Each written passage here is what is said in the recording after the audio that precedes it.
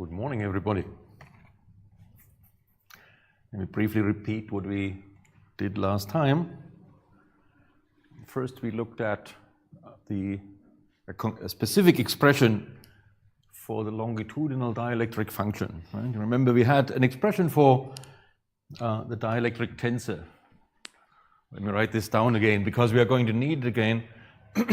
So we saw that the dielectric tensor is the unit matrix minus 4 pi e squared divided by omega, and now an integral over the complete momentum space over the tensor product of the velocity, that's the electron velocity, times the momentum space gradient of the unperturbed phase-space distribution of the electrons F0 k times v minus omega. That was the general expression we had, and then we projected this on the parallel projector and got a longitudinal dielectric response function. Long calculation.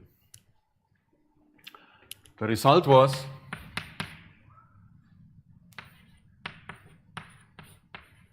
I wrote it down in a somewhat different way, but this is identical.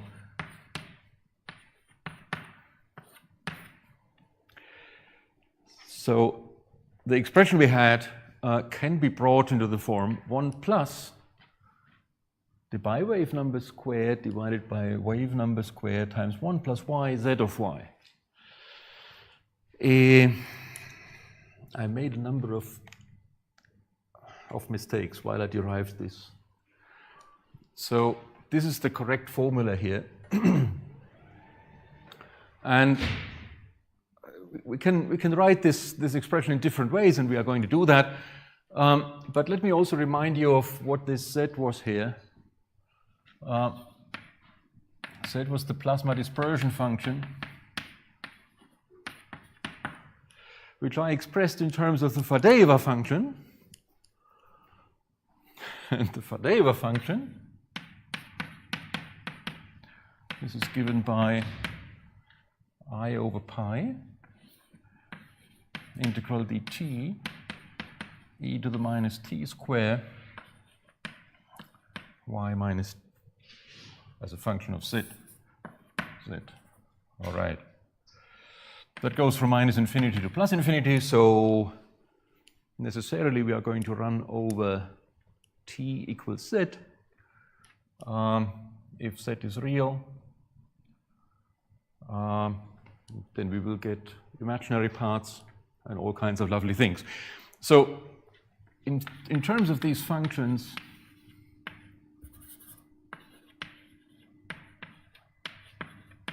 Faddeeva function and plasma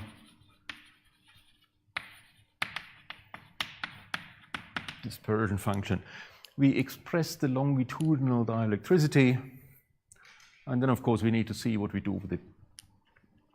All right. In addition, we also looked at Landau damping, and first of all, we established a relation between damping of electromagnetic waves and the imaginary part of the dielectric function. By the way, this is one very specific realization of what is generally called the fluctuation-dissipation relation. Very important in statistical physics. It relates a fluctuation term, that is the Q term on one side, with the dissipation term, that's the imaginary part of the longitudinal dielectricity. I would like much more to go into detail about fluctuation-dissipation relations, but of course that's a subject for a different lecture. Okay, so far so good. Now let me also write down a number of recollections and abbreviations that we used. We used abundantly that the plasma frequency is given by the square root of Ne bar E squared divided by the electron mass. We used that the Debye wavelength is given by something very, very similar namely by this expression.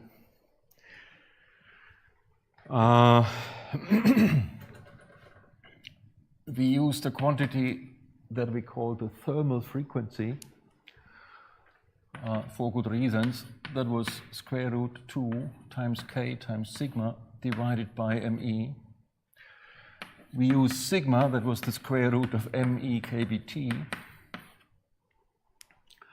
And all these abbreviations, of course, had their specific virtues. But of course, after a while, it gets a little bit confusing. And finally,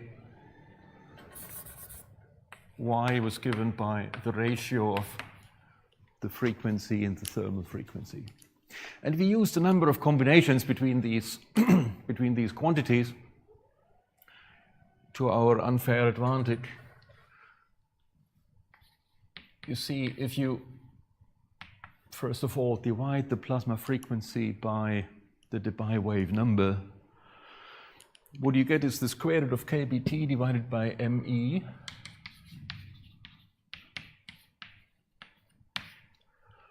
All right. But the square root of kBt also appears here. So if you combine the definitions of sigma and omega thermal, you get that this is square root 2 times k.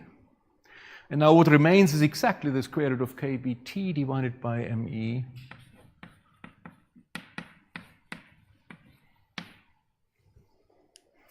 Okay.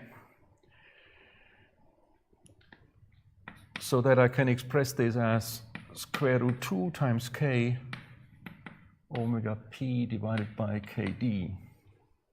And here I made a mistake last time, and the dimensions didn't match, and so on and so forth. But you see, first of all, there appears the ratio of the wave number to the Debye wave number, and then everything is scaled with the plasma frequency. And if you use this in the correct manner, then this is one possible expression for the longitudinal dielectricity. Now, of course, by using relations like this, you can also write this as a frequency ratio and so on and so forth. But I'm going to need it like that, and that's why I leave it like that at the moment. All right. In addition, we talked about the appearance of the delta distribution last time.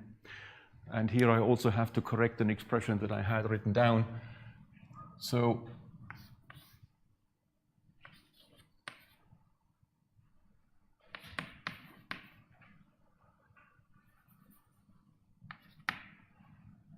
wait a moment. This is what I need.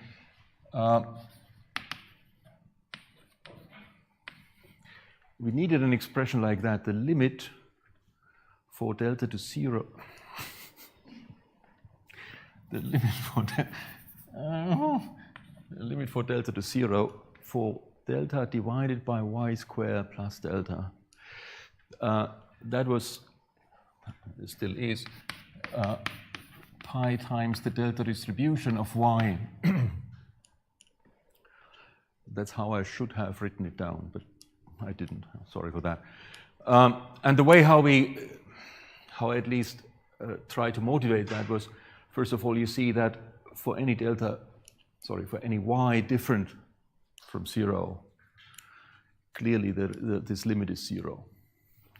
If y is 0, then we don't know what to do. But if you integrate over this expression here and take the limit for delta to 0, you see you see that it integrates to 1, even though it's 0 almost everywhere except at the point y equals 0. And this defines a delta, it integrates to pi, sorry, and that defines the delta function. Okay, this is how we calculated the imaginary part of the longitudinal dielectricity last time. All right, do you have questions up to this point? Then let me remind you of the shape of these functions that appeared here. And even though the Faddeev function, the plasma dispersion function, and so on are not very widely known,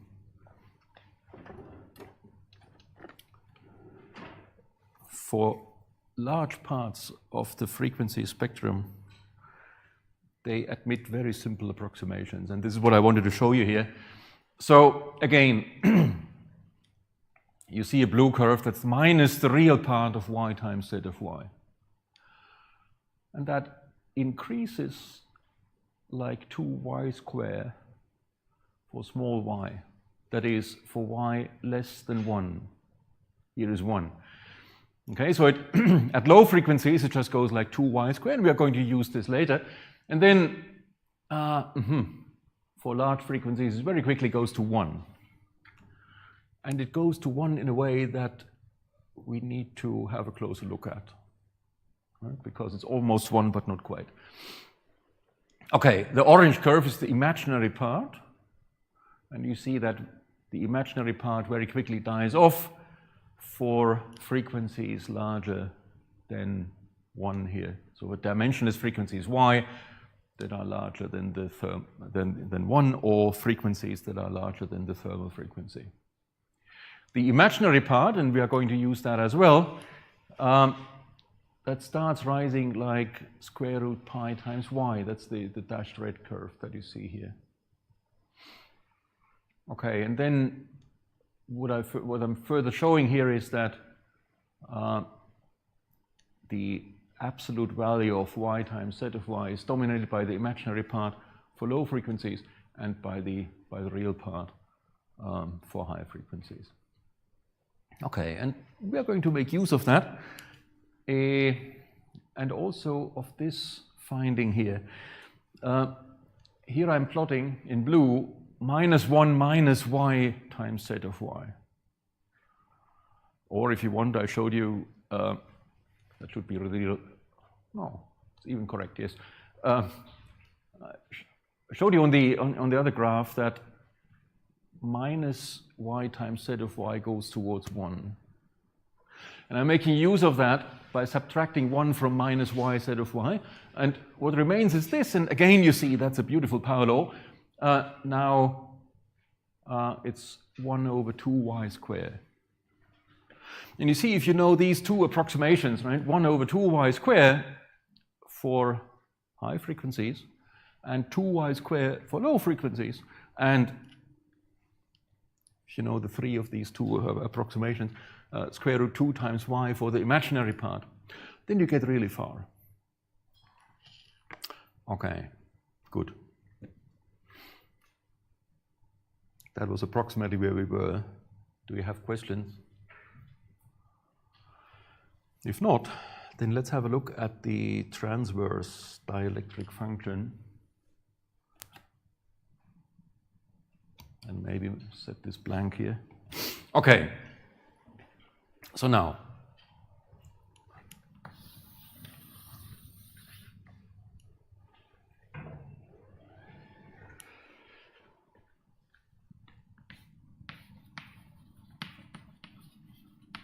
transverse dielectricity. How do we get that? Well, in exactly the same manner as we got the longitudinal dielectricity, we are going to project the dielectric tensor on the transverse or the perpendicular projector and then see what this does. So epsilon perpendicular transverse. This is 1/2 times the trace of the perpendicular projector times epsilon. And it is 1/2 because the perpendicular projector projects on a two-dimensional subspace of R3. Okay. Now what happens if we do that? First of all, here we have to project the 1, which gives us a 1. Very good. Then we get 2 pi e squared divided by omega because of this 1/2 here. Yeah, and then the perpendicular projector acts on this velocity here. And it gives you the perpendicular component of the velocity. And then if you take the trace, it does the same thing with the momentum derivative of f0. Okay, let me maybe write this down. So if we do this in detail, and I only have to look at what this projection does to this tensorial element of epsilon. Then what is this? Well, the perpendicular projector is this thing here. This operates on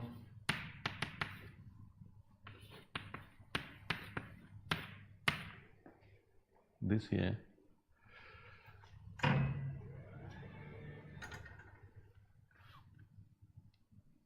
And now you see you have a matrix multiplication here. So we will first get the matrix product of this projector with the velocity. And what remains will be the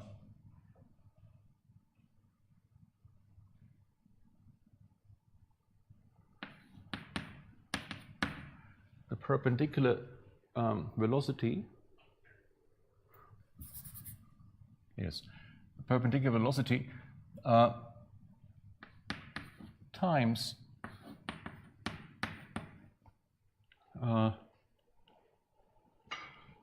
the momentum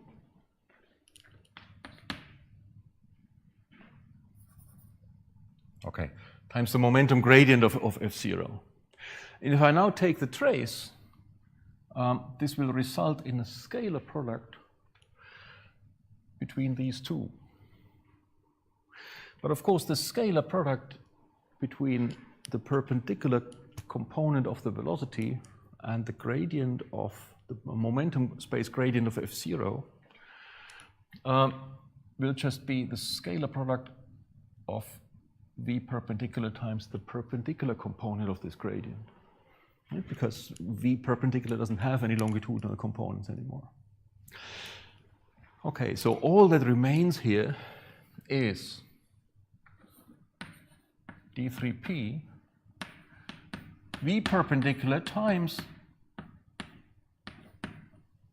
the perpendicular component of the momentum space gradient divided by k times v minus omega. Okay, this is now the expression that we have to deal with, and as last time, we are going to evaluate that for a thermal plasma, such as that we have to replace the f0 here by a Maxwellian momentum space distribution. Okay. Now, again, we have to integrate over entire momentum space. So it doesn't matter if how I orient my coordinate system. I will orient the coordinate system such that k, the wave vector k, points into the x coordinate direction. Then the perpendicular components are going to be the y and z components. And then I can split up this integral in the following way. It's 2 pi e squared divided by omega. Now let me separate out the px here.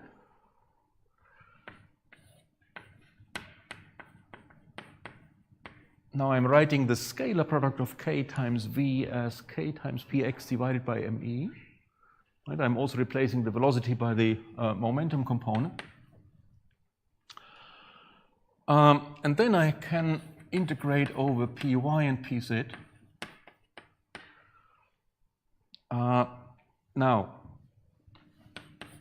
1 over me, I'm introducing that so that I can replace this by the momentum. Now I have the vector py, pz times dpy f0 dpz F0. So this is what I now have to carry out. Okay, now for a thermal plasma, we saw that the momentum space gradient of the unperturbed phase-space distribution is just minus p divided by sigma square F0. Right? This F0 is a Gaussian in momentum square divided by 2 sigma square. And if I take the derivative with respect to the momentum of that, I get this expression here. So now I can insert this here, which first of all will change this sign. We'll introduce a factor of 1 over sigma square. But then we will have the perpendicular component of the momentum times the perpendicular component of the momentum. So this scalar product will give me, except for these prefactors here, py squared plus pz squared times F0. And this is quite elegant. So this goes on like 1 plus, right, from the minus sign in the derivative. Now, 2 pi e squared divided by omega, integral over dpx. We take care of this later.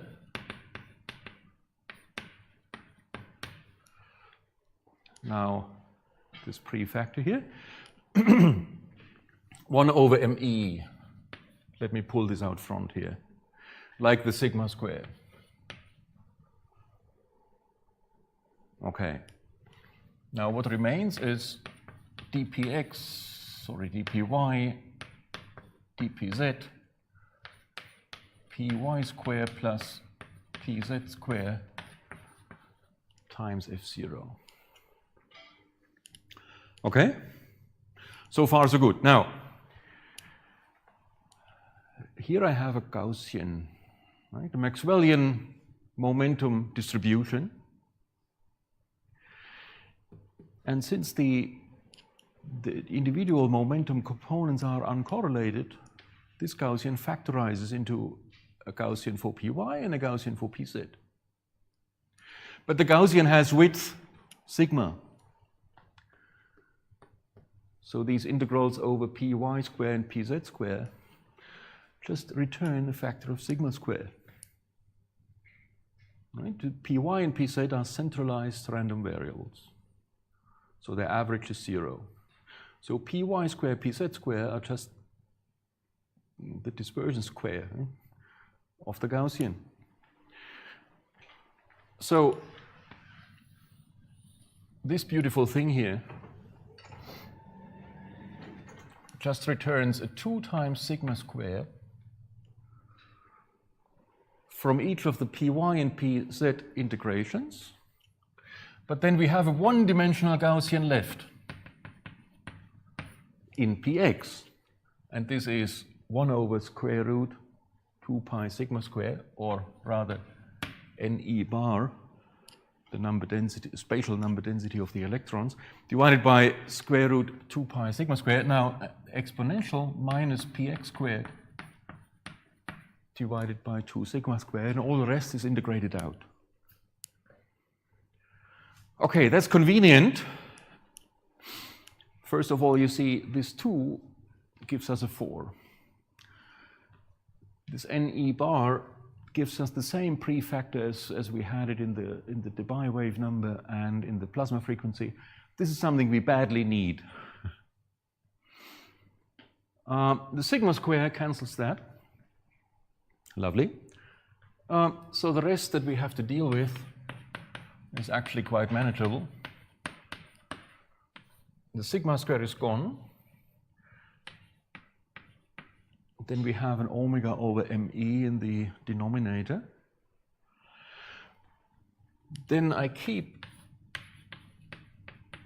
the normalization factor 1 over 2 square root 2 pi sigma square of the Gaussian, the remaining Gaussian separate. then we have dpx of e to the minus px squared divided by 2 sigma squared divided by k times px over me minus omega. Okay, so we have a single, almost Gaussian integral left. But we know what that is, right? Because this will directly lead us to the Faddeeva function again. Now we'll make the same substitutions as last time. I call px divided by root 2 sigma the new variable t. I introduce, as before, the thermal frequency. It's already up there, but I copy it again.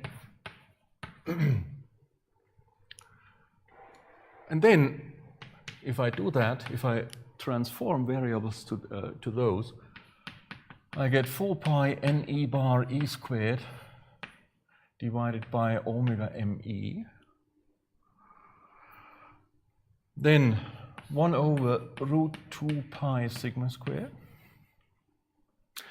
Then I get a factor of root 2 times sigma from the transformation of the integration variable from px to t. So I need to multiply with root 2 times sigma. And you see the other sigma also cancels. And the root 2 also cancels. Divided by the thermal frequency, because we pull that out of the denominator. And what remains is just the integral over dt, e to the minus t squared divided by t minus y. As above, that goes from minus infinity to plus infinity. And this is already almost the Faddeeva function. And then we have to take care of the rest. But let me first deal with that one here. The Faddeeva function is defined with y minus t instead of t minus y here. So I get minus pi over I times the Faddeeva function of y. Okay. If I pull the I up, I get plus I. So this is plus I square root pi times the plasma dispersion function z of y. According to the definitions that we had up there. Right? Okay, now let us collect terms here. The square root 2 goes away, the sigma goes away. Here we have 1 plus 4 pi ne bar e squared divided by omega me. Okay. And what remains is 1 over root pi from the prefactors. We get another root pi from this here. All right.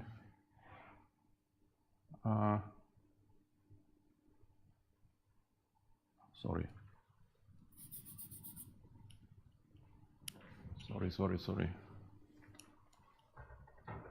The plasma dispersion function contains the I here. No, wait a moment. To set this straight, yeah. So since the plasma dispersion function is defined with the factor I goes away here. Okay, this root pi also cancels the prefactor of the plasma dispersion function. So this goes away as well. Now what is left is 1 over omega thermal. That's all. And now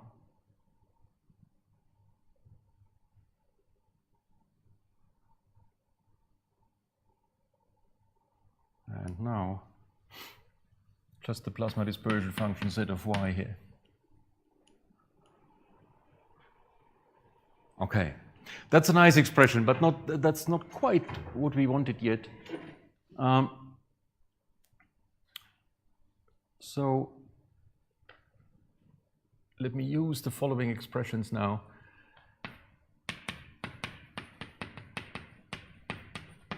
first of all, I copy this prefactor. Now I'm going to insert omega theta.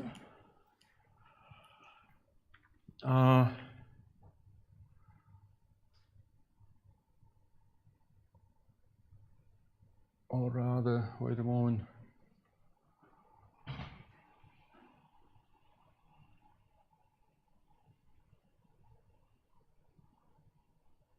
No, it's easier if we use that y is omega divided by omega thermal, so that I can replace omega thermal by omega divided by y. So I can write here omega squared y set of y, and in this way I've taken care of the omega thermal here. And now you maybe recognize in 4 pi Ne bar E squared divided by Me, it's just the square of the plasma frequency. So this turns out to be 1 plus omega p squared divided by omega square y set of y. Isn't this beautiful? So let me collect results now. From our general expression of the dielectric tensor, we now projected out the longitudinal dielectric function 1 plus kd squared divided by k squared 1 plus y times z.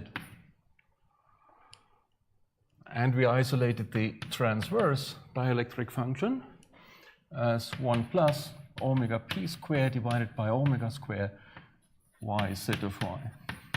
So the same function y z of y appears again, and we can use, of course, the same approximations, and all is lovely. So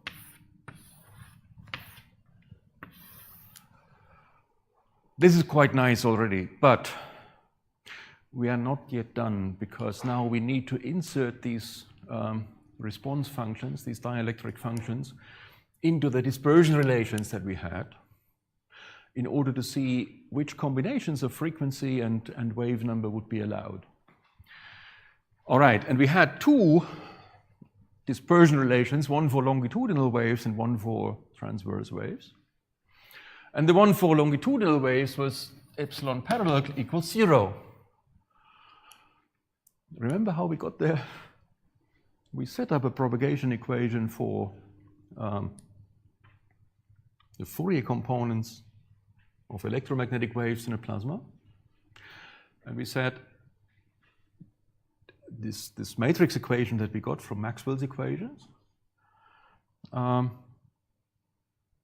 have non-trivial solutions only if the determinant of the respective matrix vanishes. And this resulted in one condition for longitudinal waves and another condition for transverse waves. Right? These are the dispersion relations that we now have to satisfy. In other words, if we want to know how can longitudinal electromagnetic waves propagate in a plasma, we will have to search for the roots of this equation here. And same for transverse waves. Right? Okay, now how do we do that? The slight problem is that y contains both, right, omega and k. So we can't simply solve this for one or the other, because we have 2 variables that are not independent of each other. Okay, now let's first have a look at what we get from these equations if we introduce plasma units. This is just rewriting the equations, but it's going to be convenient. So I'm going to introduce k tilde as wave number in plasma units, k divided by kd. And I'm going to introduce omega tilde as omega divided by omega p, so that's the frequency also in plasma units. Okay, then we can deal more easily with these things. Now let us first see what is y if we introduce that. Y was omega divided by omega thermal. And for omega thermal, we already had a nice expression. I'm going to use that one, right? Square root 2 times k omega p over kd. So I can use that here and say, okay, this is 1 over root 2 times k. Now, omega divided by omega p times kd. And now you see, in plasma units, this is just 1 over root 2 omega tilde divided by k tilde. All right. So this argument y here of the plasma dispersion function is just the ratio of these two, the frequency and the wave number in plasma units. And then I can write the longitudinal dielectric function as 1 plus y times z divided by k tilde square. And I will need to search for the roots of that. And the transverse dielectric function is 1 plus yz divided by omega tilde squared. Okay. That's now the whole thing in completely dimensionless quantities. And we will make use of this expression here, right? This replacement for the y argument. Okay, now let us first have a look at the longitudinal dielectric function and see how longitudinal waves can propagate in the plasma, or under what conditions they can propagate in the plasma. So now, of course, I'm very quickly going to use the expansions of of the function y times z. And for that, let me write epsilon parallel as 1 plus 1 over k tilde squared. Now 1 plus y of z, y times z. Now y times z is minus 1 over 2 times y squared. If I stop the evaluation here, you see this would go away. And 2y squared times k tilde squared would just be omega tilde. And this would mean, all right, only longitudinal waves with a plasma frequency can propagate. That's not a dispersion relation, that's a single, it's a single line in a spectrum. So we need to go one step further in our series approximation of the plasma dispersion function. And the next step would be minus 3 over 4y to the 4th power. Right? And then we can make more specific statements about the longitudinal dispersion relation. All right. We require this to be 0. Right? That's the propagation condition for the longitudinal waves. And now, this is 0, so we have 0 equals 1 over k tilde squared. Now, 1 over 2y squared,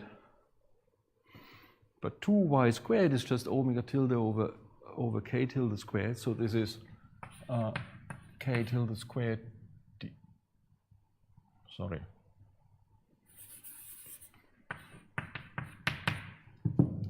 This I cannot drop. All right, we are here now. So this is minus k tilde squared divided by omega tilde squared.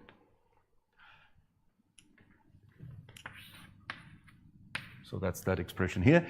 And now 4 times y to the 4th power is k tilde to the 4th power divided by omega tilde to the 4th power. So that's minus 3k tilde to the 4th power divided by omega tilde to the 4th power. All right, now clearly that's a quadratic equation for the frequency squared.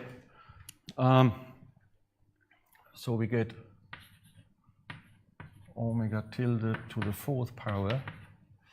If I now multiply the whole equation by omega tilde to the 4th power, and I pull this k tilde squared into the parentheses here, then I have omega tilde to the 4th power minus omega tilde squared, that's this term here. K tilde square cancels. Then we have minus a constant term in omega tilde, so this 3 k tilde squared equals 0. Okay, well, this we can solve, right? So we get 2 solutions, first of all, for the frequency squared. And these are 1/2 1 plus or minus square root 1 plus 12 k tilde square. Now, first of all, we see we cannot use the negative branch. Right? The negative branch gives us a negative frequency squared, and this gives us a damped wave, and we can't use that. If we search for propagating waves, we need to take the positive branch. All right. So let us take omega tilde squared with a positive sign here. Now, how can we make sense of that? First of all, remember we have taken here the high frequency limit of the longitudinal dielectric function. We use the expansion of the plasma dispersion function for large y. If we want to have large y, that is y much larger than 1, then omega tilde must be much larger than k tilde. How do we get that? Suppose k tilde would be large, then omega tilde would be of the same order as k tilde. Then we would violate the assumption that we started out from. So that's not good. Suppose k tilde is small, much smaller than 1, then this is approximately 1, then omega tilde will be approximately 1 as well. That works, right? Because then omega tilde divided by k tilde would be much larger than 1. And this is the realistic condition under which longitudinal waves can then propagate through the plasma. So omega tilde square is then approximately, because now I'm going to use that k tilde is going to be much less, or has to be much less than 1, a half of 1 plus, and as I said, I'm going to ignore the minus branch. Now, I'm first order Taylor approximating the square root. This will be 1 plus 6 k tilde squared. 1 plus 1 is 2, divided by 2 is 1, so this is 1 plus 3 k tilde squared. And if I take another square root, again first order Taylor approximating, then you see that omega tilde is 1 plus 3/2 of k tilde squared. That's the dispersion relation. What kind of waves are these? First of all, they are longitudinal waves, right? That's what we started out from. Second, they have a wave number that is very small compared to the Debye wave number. In other words, they have a wavelength that is much larger than the Debye wavelength. These are very long waves in comparison to what? What was the Debye wavelength, or what was the Debye length scale? That was the length scale on which you change the electrostatic potential of a point charge. And that's the Yukawa scale of our point charge in a plasma. That's the shielding wavelength, right? And this means that these waves have wavelengths very much larger than the Debye shielding scale. All right, that's one thing. The other thing is, all right, then omega tilde is close to 1, but a little bit larger than 1. So we have frequencies above but similar to the plasma frequency. So this means that longitudinal waves of approximately the plasma frequency, but a little bit higher, and a wavelength much larger than the Debye wavelength, can propagate freely through the plasma, even though they are longitudinal waves. Okay. Now we should have a break, and then look at the transverse waves. Let's continue then at 10:05.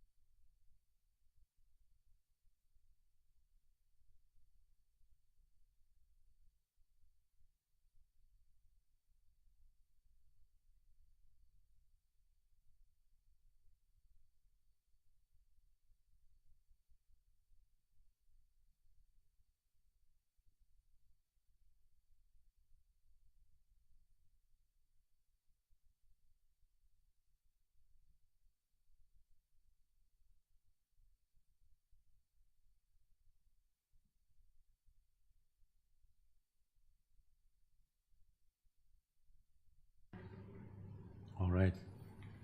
These 5 minutes are just enough to wipe the board. Here is where we were, and we just looked at longitudinal waves.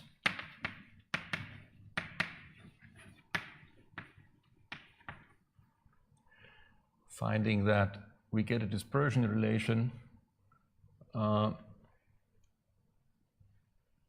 the sort omega is 1 plus 3/2 k tilde squared.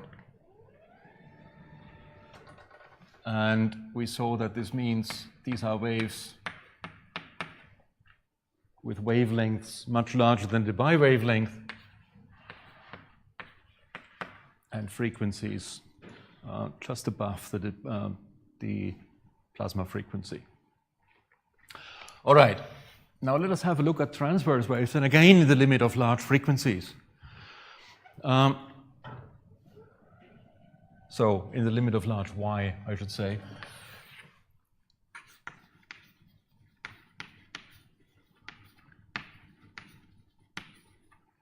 Transverse waves. So we need to satisfy this relation here in whatever limit. So let me first take this dispersion relation for the transverse waves and rewrite this in plasma units. So this is going to be omega p squared times omega tilde squared on the left-hand side. C squared now k tilde squared times the bi-wave number squared on the right-hand side divided by epsilon perpendicular. Now I can collect all the constants on the left-hand side and write, okay, that's omega p squared divided by kd squared divided by c squared. It's kind of a garbage can where we put all the scalings in.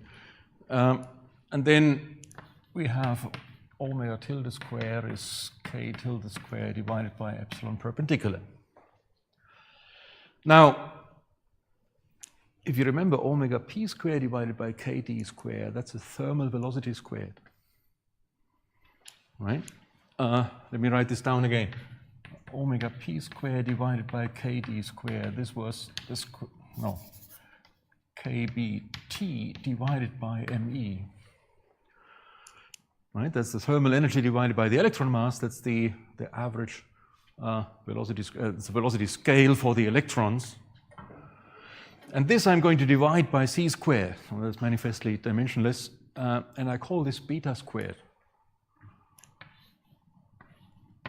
As usual, right? The velocity in units of the speed of light.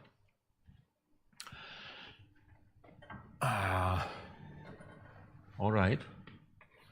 Then we have beta square omega tilde square is k tilde square divided by epsilon perpendicular.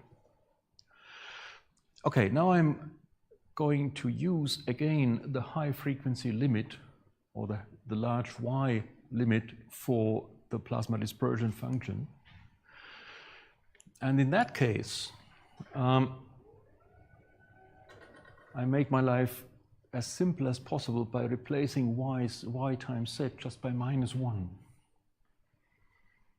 It's not a bad choice. So then, the perpendicular dielectric function will just be 1 minus 1 over omega tilde squared. You will see how good that is already. Good. So, beta squared, omega tilde squared, 1 minus 1 over omega tilde squared. This is already the product of the left-hand side with the epsilon perpendicular, so this is just k tilde squared here. Isn't that nice? So we get a very simple, apparently simple, dispersion relation, which looks like k tilde square equals beta square root omega tilde square minus 1. Okay, that has very interesting consequences, and it is an excellent approximation. Let me show that to you. But before, suppose you needed to solve this relation here generally without any approximation. How would you do that? Given that you have two variables here, namely y or,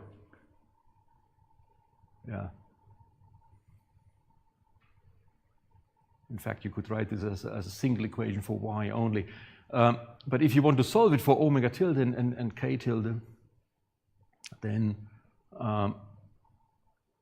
you have an epsilon that depends on a combination or the ratio of omega tilde and k tilde, which is y,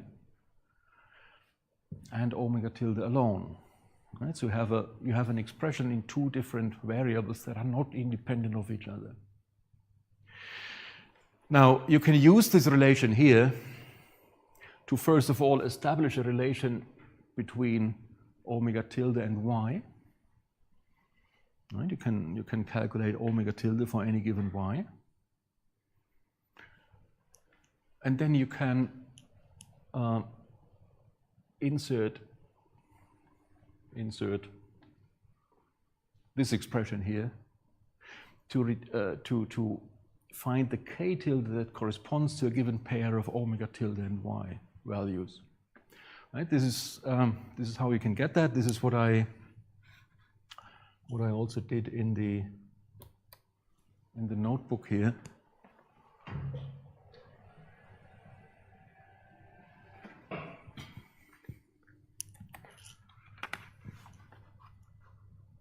All right. So if you scroll this down, you see, first of all, I'm creating a table of y versus omega, or rather omega versus y. Here I'm using 1 over y because that makes it simpler.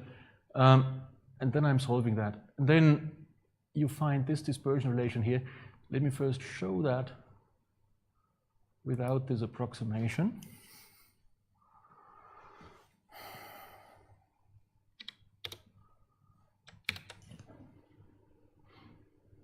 Okay. Then you see in blue the exact dispersion relation solved in the way that I just described. That's the blue line here.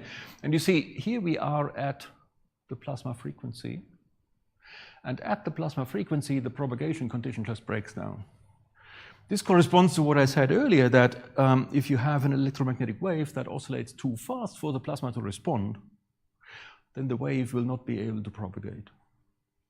All right, so now we are at frequencies above the plasma frequency, and very quickly the dispersion relation becomes linear, like it should be for electromagnetic waves in vacuum. Right? In other words, very quickly the dispersion relation approaches that of vacuum. In other words, this also reflects that once the frequency of the electromagnetic waves becomes substantially larger than the plasma frequency, the waves just go through. All right, now, this is the linear relation, the orange dashed line you see here. This is just beta times omega, omega tilde. Now, we just made an approximation, right? This one. So now you have the exact solution on the in this figure. Now let me restore. Let me restore the approximation. Do you see a blue line? No, you don't. At least I don't. So this means that essentially wherever you are, the approximation we just made is very, very good, even though it's 0th order in the expression for y times z. And the reason is that y times z goes so quickly towards unity here. All right, so we have a small correction to the linear dispersion relation that we know from vacuum electrodynamics. This has interesting consequences, and we need to work them out.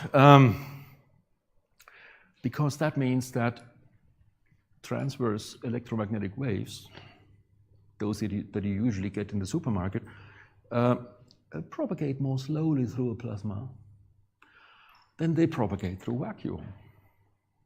So in other words, if you send, for example, radio signals through a plasma, they will be delayed. And they will be delayed in a frequency-dependent fashion. And this is really, really awkward. And it leads to awkward results. So let us look at that. This is now the delay of electromagnetic signals by plasma dispersion. So how do we get that? We need the group velocity of the electromagnetic waves. And remember, with a dispersion relation, you can define two velocities. One is the phase velocity. That would just be omega divided by k. And the other one, omega divided by k, yes, centimeters per second, indeed. And the other one is d omega dk, that's the group velocity. And we need the group velocity, right? Because we want to know how do wave packets move through the plasma. All right, so we need d omega dk. Okay, good. This is not quite what we have. We have d omega tilde divided by dk tilde. So I need to write this as omega p divided by kd d omega tilde derived with respect to k tilde. Okay, I'm taking the derivative of k tilde with respect to omega tilde and then take the inverse because it's easier. So this is omega p divided by kd. Wait a moment, we had this before, right? Omega p divided by kd is just c times beta.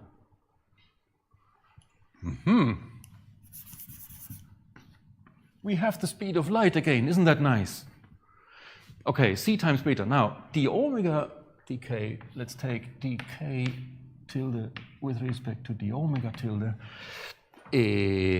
Well, if you take the derivative of that with respect to omega tilde, you get beta times omega tilde divided by square root omega tilde squared minus 1.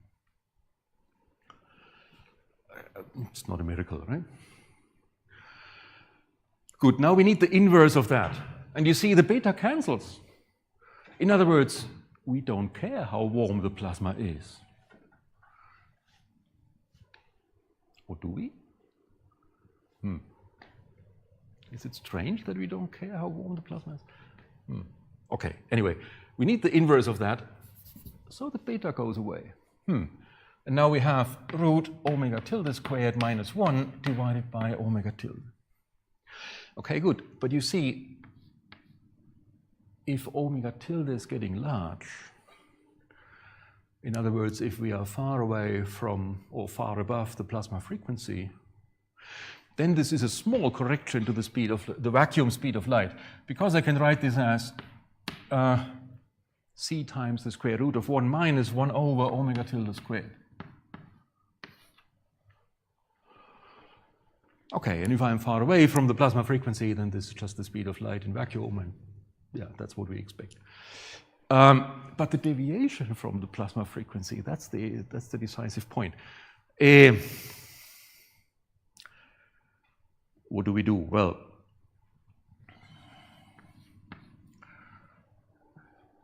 should approximate this. No, should approximate this later. Let's calculate the travel time.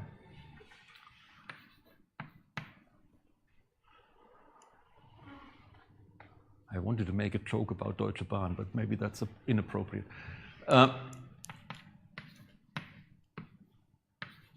That's an integral along the path length from the entry of to the plasma to the exit from the plasma.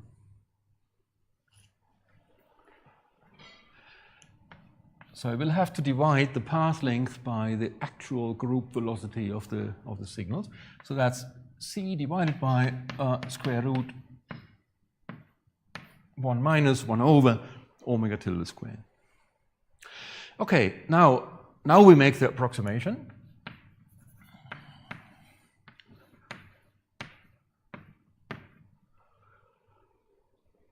And we say this is dl 1 over c 1 plus 1 over 2 times omega tilde squared.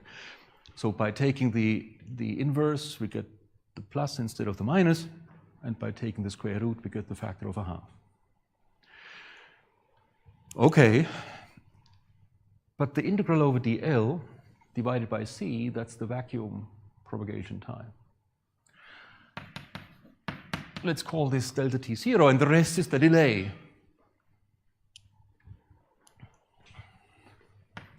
So this is going to be 1 over c, 1 over 2c, in fact. And now I'm going to restore the plasma frequency, because now we need to relate this to plasma quantities. So I'm writing omega tilde square as omega p squared divided by omega squared. So this is 4 pi Ne bar E squared divided by Me, the electron mass, times omega squared, and this is to be integrated over dl from 0 to L. And now you see almost everything is constant here under the integral except for the electron number density. So this is a line of sight integrated number density of the electrons. It's the so-called column density of the electrons, right? Electrons per square centimeter along the line of sight that you are following. Okay, that's called the dispersion measure for obvious reasons, right? It measures how large the dispersion is. Now, we can write this a little bit differently. A 2 pi E squared divided by Me omega, that's all constant, right? So plus 2 pi E squared divided by MEC omega squared. And now what remains is called the dispersion measure. That's this line of sight integral of the electron number density.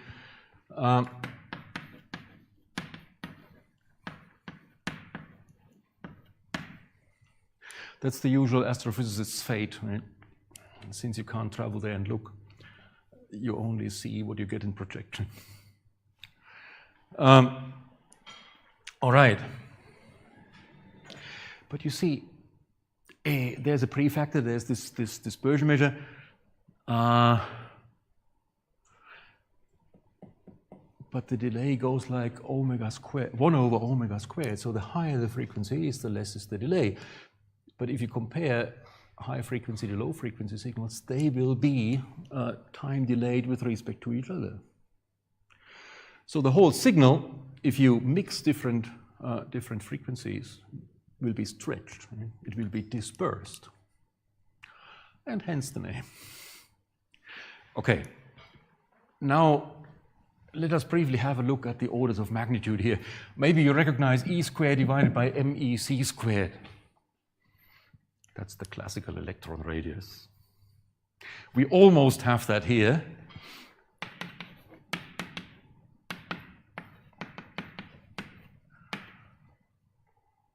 So that's the classical electron radius multiplied by the speed of light, divided by omega squared.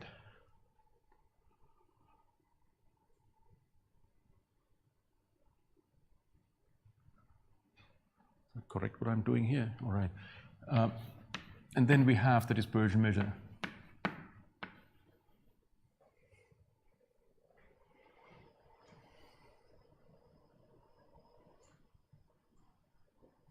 All right, let us estimate the numbers now.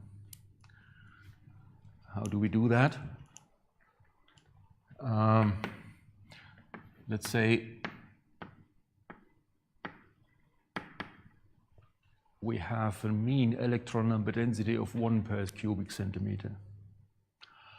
That may or may not be right, but you see that scales linearly with this number, and if you want 100 per cubic centimeter, then you just multiply the result by 100. Let's assume that the plasma is approximately a kiloparsec deep. Now we need a kiloparsec in CGS units. That's 3.1 times 10 to the 21 centimeters, of course, right? What else? 1 kiloparsec.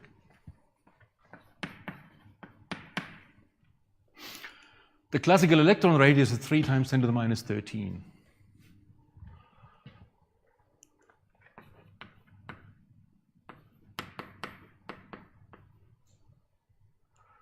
Centimeters, of course. C,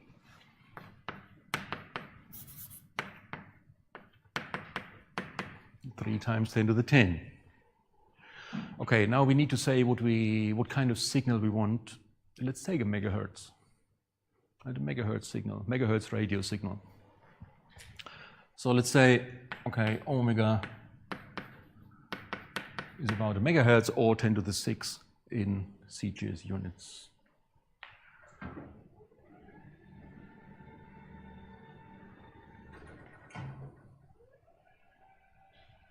Now what follows is the usual crude approximation, right? 2 pi REC divided by omega squared times NE bar times L. That's the approximation of this integral. What do we insert? 2 pi is 6. Very accurately. Wait a moment. Let's leave the pi. Good. Then we have 2 times 3 from the classical electron radius times 3 from the speed of light. So that's 18. We are going to insert a megaparsec, so that is dividing by 1. We wanted to have 1 per cubic centimeter, and then we need to insert the kiloparsec. That's going to be another factor of 3. So we have 3 times 3 times 3, that's 27, times 2 is 54.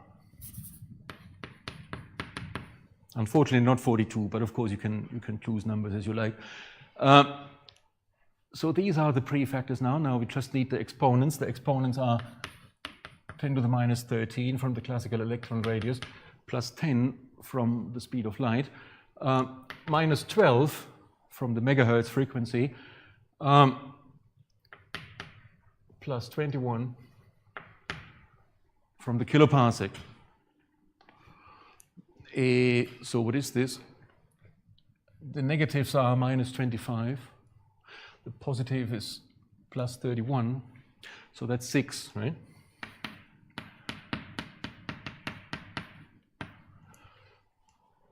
Seconds, of course, right? Because we did everything in CGS. Now you know that pi times 10 to the 7 seconds is a year. Of course not, right? But it's very close to pi times 10 to the 7. So that's about 5.4 years. 5.4 years. Now, of course, this is not a lot if you compare this to the overall travel time. But of course, you see that this scales like 1 over omega squared. So if you double the frequency, it's not going to be 5.4 years, but 5.4 divided by 4 years. This is an enormous dispersion in terms of either PhD timescales or observers' lifetime scales. This is a lot, right? So this is a substantial effect here. And now I think, I didn't talk to the head tutor yet about this, but I think we should compare this also to the gravitational time delay, because if light rays go through a gravitational potential, they are also going to be delayed. In what way? You should compare this. Okay, so this is what I wanted to show you, right? It leads to this dispersion in radio signals. This is really substantial, right? And above all, and annoyingly, frequency dependent. Okay, and yeah, the higher the frequency is, the less there is a delay. So if you start with high frequencies and go down, if you start with gigahertz, for example, go down to megahertz, the signal will be delayed by years. Approximately 2 PhD timescales, right? Okay. This is by and large what I wanted to say. Now, I was thinking of the following as well.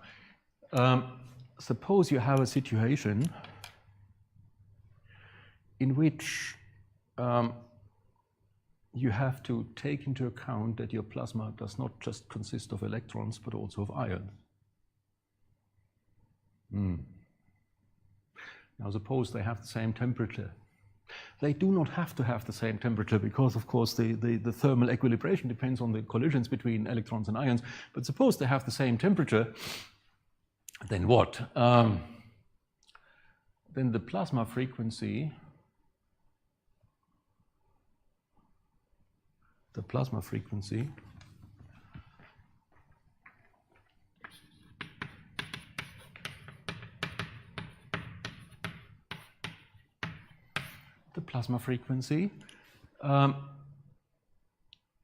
is going to change dramatically for the electrons, or going to be dramatically different between the electrons and the ions, right? Because the ions are at least a factor of approximately 2,000 more heavy.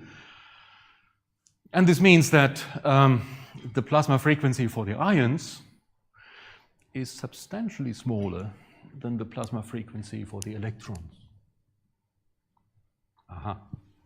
The Debye wave number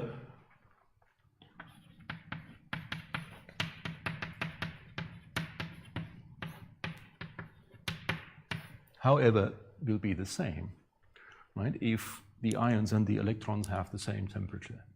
And again, they don't have to have the same temperature, but that would be a natural assumption. Okay, so now if you look at y again here, this is omega divided by square root 2 times k, now times kd divided by omega p.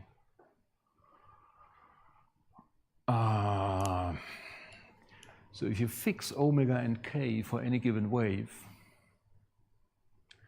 and you make the plasma frequency much lower for the ions, then you see that the same combination of omega and k can lead to a very large y for the ions and to a very small y for the electrons. And then you will be in the opposite limits of the plasma dispersion function. And this is really lovely. Have a look at that.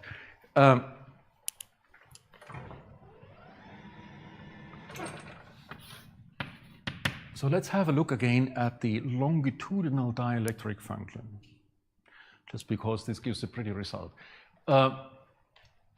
What is that? That's 1 plus yz divided by k tilde square. Okay. In presence of ions,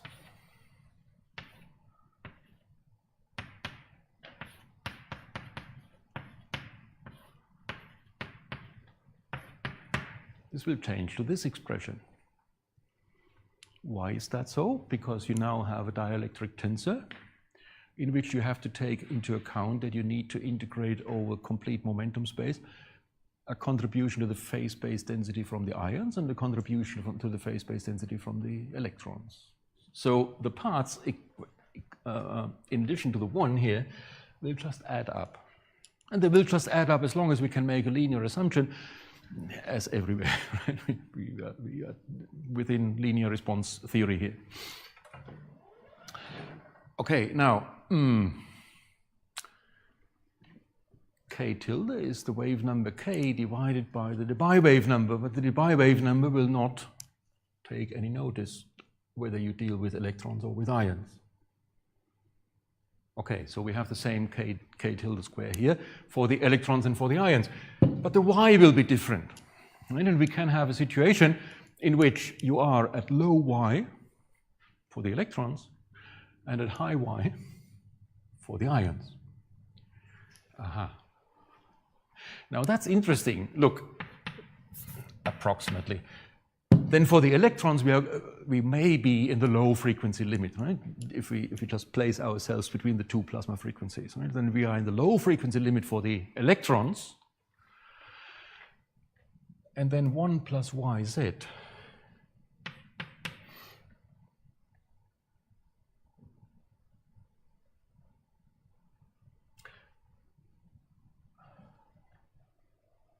will just be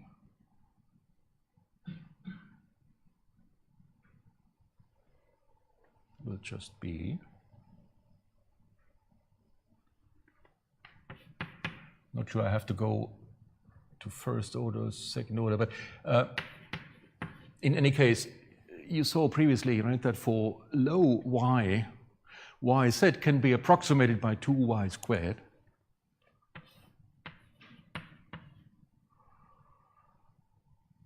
But that's the electron y here. So we need to be careful about this. Let me write ye here to distinguish both. All right, and here, for the ions, we are in the high frequency limit. So then yz will be -1.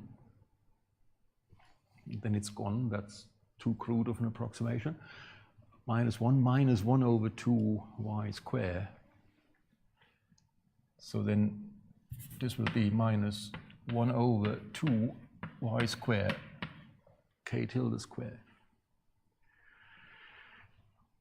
Now I think it will be enough to even make this approximation more crude and say yz is going to be 0. You can improve this, right, if you include the 2y squared here. And this will be an ion y squared. Okay, and this must be 0. So this means that 1 plus 1 over k tilde square must be equal to 1 over 2 times y ion squared k tilde squared. This is now the propagation condition for that particular kind of wave, right? Between the plasma frequency for the ions and between the plasma frequency for the electrons. But now yi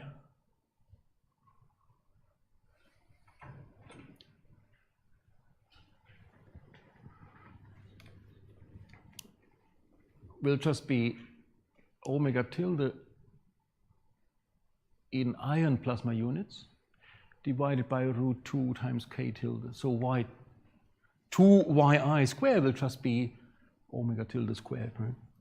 So this is 1 over omega tilde squared with respect to ion plasma units. All right.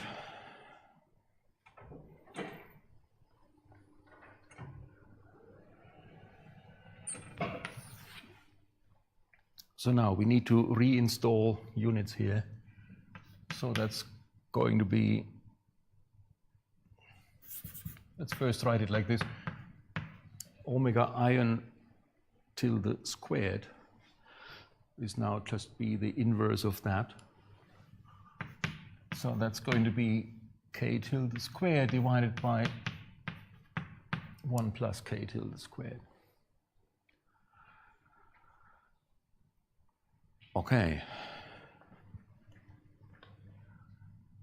But this is omega squared, the actual frequency of the electromagnetic waves, divided by the plasma frequency squared of the ions. Right? So this is going to be the mass of the ions divided by 4 pi Ne. We should use Ni here as well, right?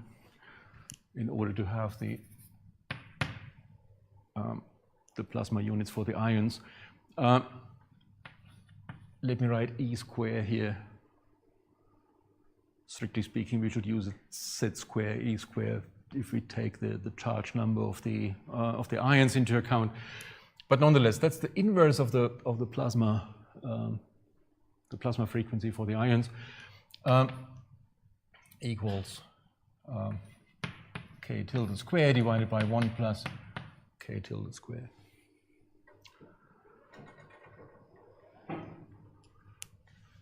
Okay, or k squared divided by k squared plus k squared.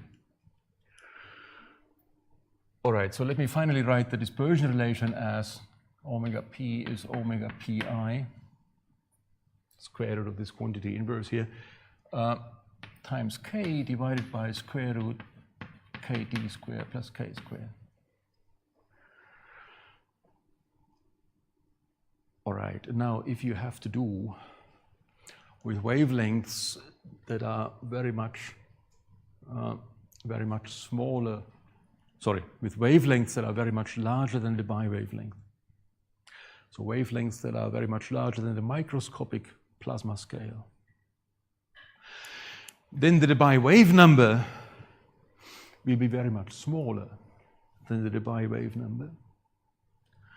And then I can write, this is going to be approximately omega pi, k divided by kd. This is a linear dispersion relation. And what does it say? Well, now we have a relation between the frequency and the wave number of such waves.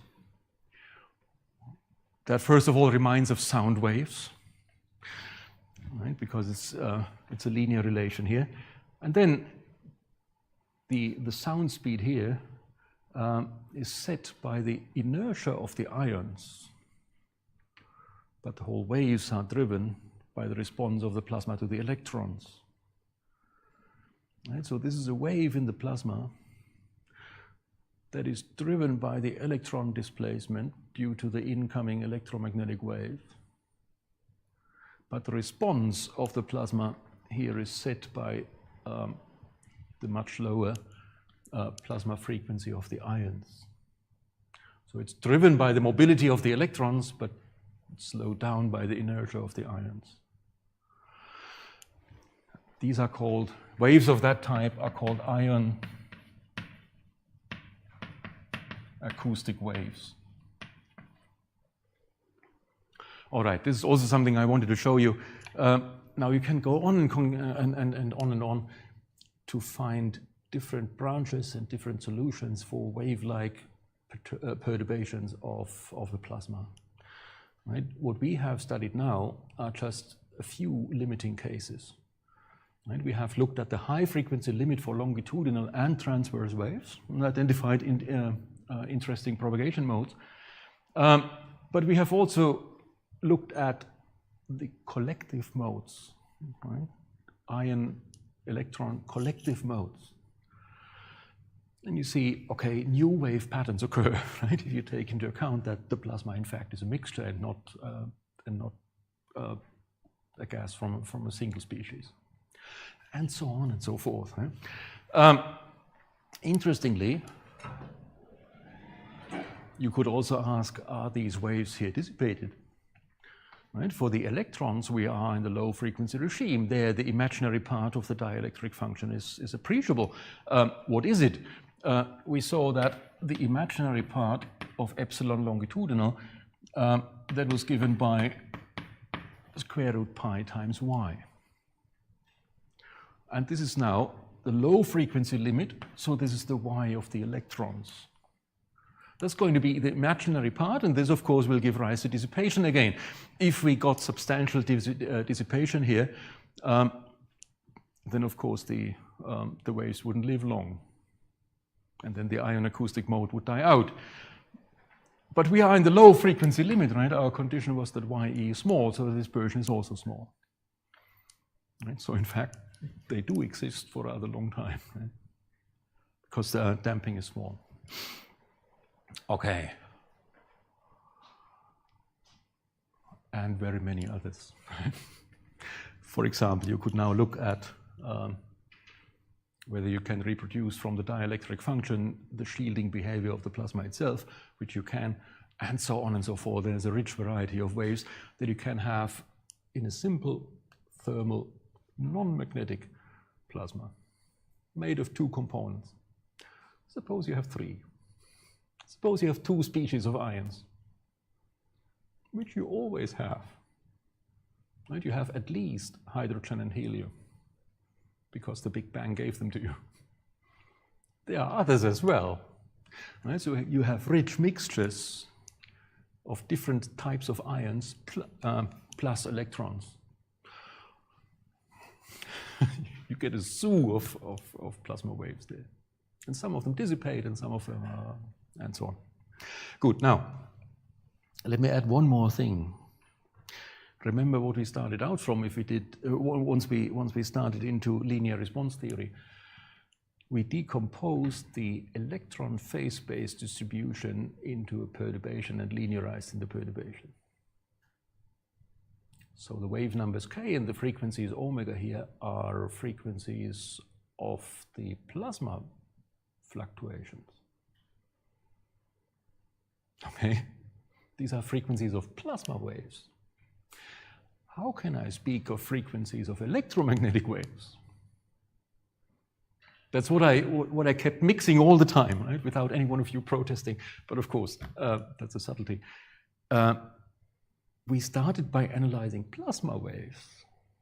And these waves are driven by electromagnetic waves, right? But remember our original assumption that D is epsilon E, right? Where we said the frequency and the wave number, the frequency and the wave number, the frequency and the wave number of all three factors equal.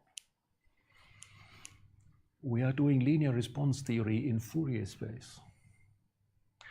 So at the same time as having plasma waves, we have electromagnetic waves of exactly the same frequencies and wave numbers. So we can, in fact, synonymously speak of both, right? But what we have analyzed in the first place are plasma waves.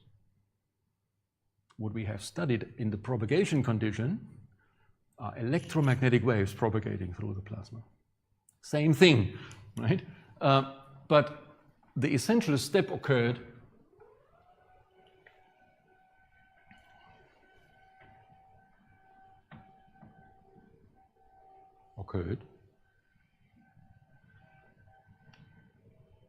at this point here, right? When without any further notice, I used the dispersion relations for electromagnetic waves with the results that we obtained from plasma perturbations. Okay? But remember, these are at the same time plasma oscillations and electromagnetic oscillations.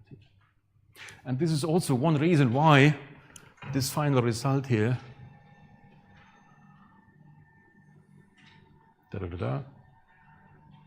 this one, describes ion acoustic waves. Right? These are oscillations in the ion distribution. And we can use the same dispersion relation in order to calculate the delay of electromagnetic waves going through the plasma. Okay? And these are all consequences of having made the linear assumption in the first place, right? of doing linear response theory. Okay? All for today. What is it? We have Wednesday, right? So next week, I wanted to start with magnetohydrodynamics. And there are several, I will follow several intentions in doing so. The first one is we need to see how a magnetic field changes if it is being transported within a fluid. Now, if you have a neutral fluid, no magnetic field is transported, of course. So if you have a plasma, the magnetic field is going to be dragged around. Okay, good. So as the plasma flows, according to the hydrodynamical equations, the magnetic field is going to change. How? Good. Question number one. Number two, the magnetic field is quite stubborn. It doesn't like to be squeezed. It doesn't like to be bent. So it will resist being squeezed and being bent. So it will act back on the fluid flow. How? And we will need to identify what is the force density stored in a magnetic field in a plasma, and how does this force density act back on Euler's equation. Right? So we will get beautiful new terms in Euler's equation. They will say exactly that. Magnetic field lines don't want to be bent, and they don't want to be squeezed. Okay. In addition, of course, there's a Poynting vector associated with the magnetic field, and that gives rise to additional terms in the in the energy transport. So all our hydrodynamical equations, except for continuity, are going to change if we study not a neutral fluid, but a plasma with a magnetic field embedded. So first of all, we will need to see what happens now, right? What does the Euler equation now look like? How does the induction equation that tells you what the magnetic field does look like, and so on. But then, of course, we will also have a plasma that suddenly contains a magnetic field. And then the dispersion relations are going to change. So now we will have suddenly a preferred direction in the plasma itself.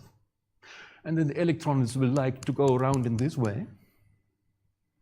That's the natural way of turning around, but not in that way. So suddenly we will have dispersion relations that prefer one particular circular polarization, but will resist the other one. So suddenly we will get a circular birefringent medium. And it's birefringent to circular polarization. This polarization direction will go easier than that one. So linear polarization is going to rotate. And this is important if you want to diagnose electromagnetic data, astrophysical data. Okay, so that's number one. No, that's number two. First of all, we need to understand how is the dynamics with a magnetic field embedded in the flow.